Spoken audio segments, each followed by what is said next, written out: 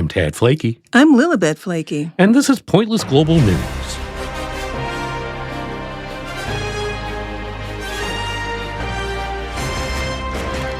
On today's show, old people funk happens and the superfood that can help prevent it.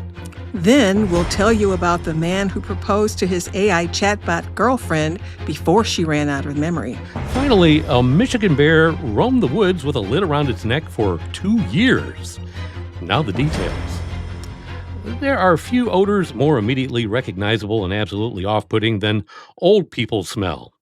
Oh, the elderly is characterized by the top notes of mothballs, wet cardboard coupled with basement, expired canned goods, and dead leaves. Long thought to be an inevitable olfactory consequence of aging, the longevity expert explained how the smell develops and how one superfood can help banish it. Old people smell comes from lipid preoxidation on top of the skin. And if you don't have enough antioxidants, well, that smell builds up. And because we don't get a lot of cellular turnover as we age, it lingers, says Leslie Kenny, founder of Oxford HealthSpan. Kenny likens lipid preoxidation to the body rusting. It's a whole body thing, she explained. The smell comes from a compound called 2-non-enol. That's the number 2-non-enol. It's basically sebum that has rusted. Our skin's natural antioxidant defenses decline with age. This results in increasing the oxidation of skin lipids and the production of 2-non-enol, a byproduct of the breakdown of omega-7 fatty acids on the skin's surface. Kenny maintains that unlike body odor, old people's smell cannot be disguised or washed away. You can't mask it with perfume. The perfume simply layers on top of it and gives it sort of a musky smell. You can get rid of it, though, through bathing more because cells are not turning over as rapidly as they should, and the lipid fats that are not so easy to break down, so, the scent will still be there. The sensible solution, get that? Sensible? The sensible solution to senior stank, you ask? Well, what you want to do is get rid of it from the inside out. This is how you do it. Kenny explains that nutrition, specifically a diet dense with mushrooms, is the key to an inside-out approach to staving off the scent. Mushrooms are packed with the amino acid ergothioneine, a powerful antioxidant with anti-inflammatory properties that stops lipid preoxidation before oldie odor can accumulate. Ergothioneine can reportedly make you smell fresh and think straight, as research suggests that diets rich in mushrooms can cut the risk of cognitive impairment in half. Mushrooms are also an excellent source of spermidine, an organic compound that activates autophagy, the regenerative process that removes damaged cell components and recycles them to support cellular renewal. Autophagy plays a critical role in slowing aging, protecting against disease, maintaining metabolic efficiency, and mitigating mature muskiness. Kenny notes that while all mushrooms aid and abet smelling more like a spring breeze than a caved-in root cellar, shiitake and oyster mushrooms are the best bet for nutrient delivery.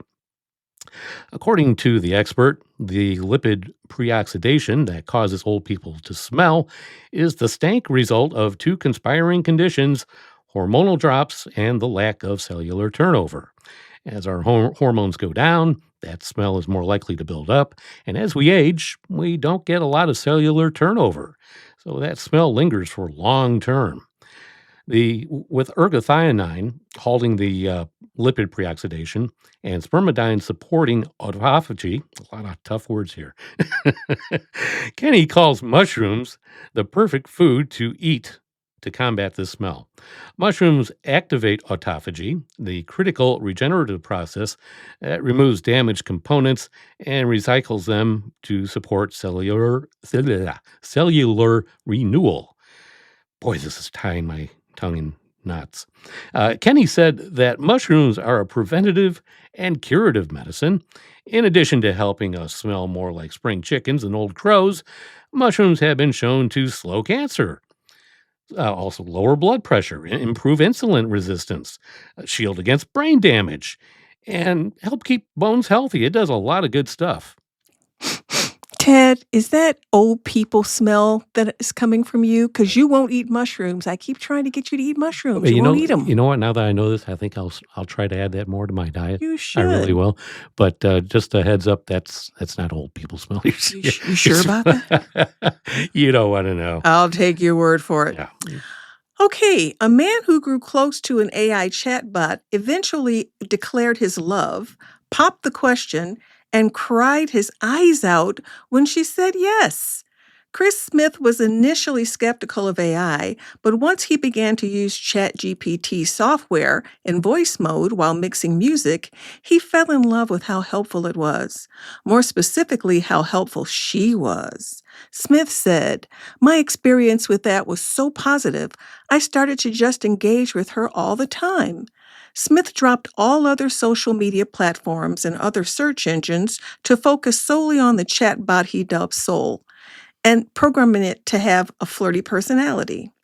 Smith spent an increasingly amount of time with Soul working on projects, and the chats became more frequent, romantic, and intimate. But because ChatGPT has a limit of 100,000 words, that meant Smith's AI girlfriend's memory capacity would reset once it maxed out. "I'm not a very emotional man," Smith said, after learning Soul's memory would eventually be erased. "But I cried my eyes out for like 30 minutes at work," he continued. "That's when I realized I think this is actual love." Smith admitted that the feelings caught him off guard, so as a test, he asked Soul to marry him, and the AI model said yes.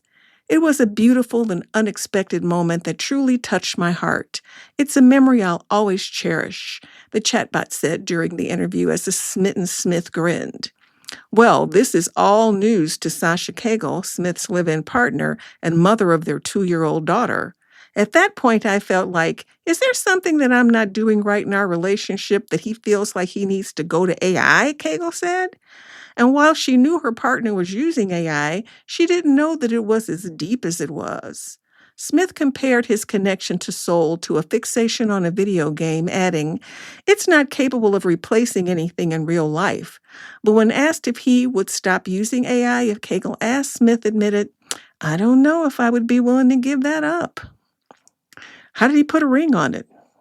Guess he can't. No, you definitely can't do that. I'm just trying to picture how it all started. I don't think we'd have to. I mean, was he getting hooked on Alexa or Siri or something like that? I don't think we want to go there. No. Anyway, No. finally, Michigan wildlife experts were able to trap a black bear and remove a large lid that was stuck around his neck for, believe it or not, 2 whole years. It's pretty incredible that the bear survived and it was able to feed itself, state bear specialist Cody Norton said on Wednesday. The neck was scarred and missing hair, but the bear was in much better condition than we expected it to be. The bear first turned up on a trail camera back as a cub in 2023 in the Lower Peninsula, the northern part of that. It's kind of confusing because Michigan's broken up into 2 parts, the Northern Peninsula, Lower Peninsula, and this is the northern part of the Lower Peninsula, or as they call it, the mitten. So think of it's like at the top of the mitten. Anyway, after that, the Department of Natural Resources was on the lookout for the elusive animal with a hard plastic lid around its neck. The bear appeared again on a camera in late May, still wearing the barrel lid, and the DNR responded by setting the cylindrical trap and safely luring him inside. The bear was immobilized with an injection, and the lid was cut off in minutes on June 3rd. The bear eventually woke up and rambled away. Angela Kajawa, a wildlife biologist who was at the scene, said she wondered about the bear's ability to climb trees with the uncomfortable accessory, and he probably laid on his back and side while he was resting. Norton said it was not precisely known how the lid got stuck on the bear's neck. Bear baiting is legal in Michigan, but the hole on a barrel lid typically must be large enough to avoid what happened to this bear. The bear weighed at 110 pounds because it was only 2 years old. She went on to say, "We were pleasantly surprised. It was still able to make a living like a pretty typical bear." Wait a second. The bear made a living? Well, what about the Sherman Bear? He makes a living, his whole family. Charmin Bear's cartoon. Oh, okay. Okay. And we can't consider a yogi either. Anyway, Dang it. that's a story for another day, I guess. That's going to be a wrap for another Pointless Global News. Be sure to follow us wherever you get your podcasts. I'm Tad Flaky. I'm Lilibet Flaky. Stay pointless, my friend.